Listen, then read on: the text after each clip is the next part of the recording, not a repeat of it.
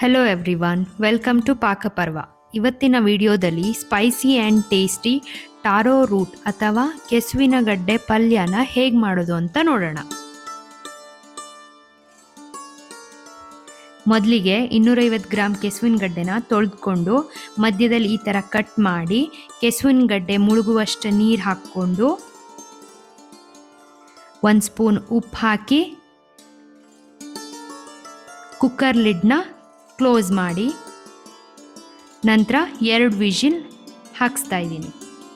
PAN ಬಿಸಿ ಆದ ನಂತರ 2 spoon cooking ಆಯಿಲ್ನ ಹಾಕ್ಕೊಂಡು ಅದಕ್ಕೆ 1 ಸ್ಪೂನ್ ಉದ್ದಿನಬೇಳೆ, 1 ಸ್ಪೂನ್ ಸಾಸಿವೆ, ಅರ್ಧ ಸ್ಪೂನ್ ಜೀರಾ, 1 ರೆಡ್ ಚಿಲ್ಲಿನ ತೊಗೊಂಡಿದ್ದೀನಿ, 1 ಸ್ವಲ್ಪ ಇಂಗು, ಅರ್ಧ ಸ್ಪೂನ್ ಅರಿಶಿನ ಪುಡಿ, ಒಂದ್ಸಲ ಅಷ್ಟನ್ನು ಮಿಕ್ಸ್ ಮಾಡಿಕೊಂಡು 4ರಿಂದ 5 ಹಸಿಮೆಣಸು ತೊಗೊಂಡಿದ್ದೀನಿ. ಸ್ವಲ್ಪ ಕರಿಬೇವು ಆ್ಯಡ್ ಮಾಡಿ ಚೆನ್ನಾಗಿ ಮಿಕ್ಸ್ ಮಾಡ್ಕೊತಾ ಇದ್ದೀನಿ. ಕುಕ್ಕರ್ ವಿಸಿಲ್ ಇಳಿದ ಮೇಲೆ ಕೆಸುವಿನ ಗಡ್ಡೆನ ಈ ಥರ ಪೀಲ್ ಮಾಡ್ಕೊತಾ ಇದ್ದೀನಿ.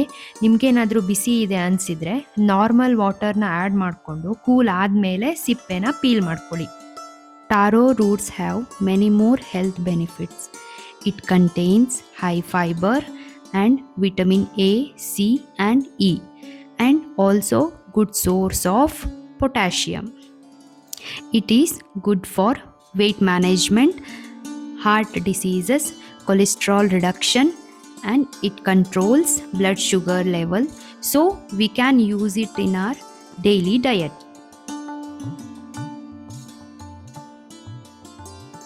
ಆಗಲೇ ಮಾಡಿಟ್ಕೊಂಡಿರೋ ಒಗ್ಗರಣೆಗೆ 1 ಸ್ಪೂನ್ ಉಪ್ಪು, ಅರ್ಧ ಸ್ಪೂನ್ ಶುಗರ್ನ ಹಾಕ್ಕೊತಾ ಇದ್ದೀನಿ.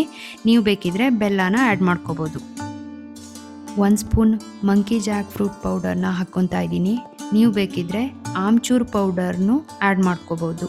ಮಿಕ್ಸ್ ಮಾಡಿಕೊಂಡು ಸಣ್ಣಗೆ ಹೆಚ್ಚಿಟ್ಟಿರೋ 1 ಈರುಳ್ಳಿ, ಅರ್ಧ ಕಪ್ ತೆಂಗಿನ ತುರಿ, ಸ್ವಲ್ಪ ಕೊತ್ತಂಬರಿ ಸೊಪ್ಪು, ಅರ್ಧ ನಿಂಬೆಹಣ್ಣನ್ನು ಹಾಕಿ ಮಿಕ್ಸ್ ಮಾಡಿಕೊಂಡು ಹೆಚ್ಚಿಟ್ಕೊಂಡಿರೋ ಕೆಸುವಿನ ಗಡ್ಡೆನ ಆ್ಯಡ್ ಮಾಡಿ ಮಿಕ್ಸ್ ಮಾಡ್ಕೊತಾ ಇದ್ದೀನಿ.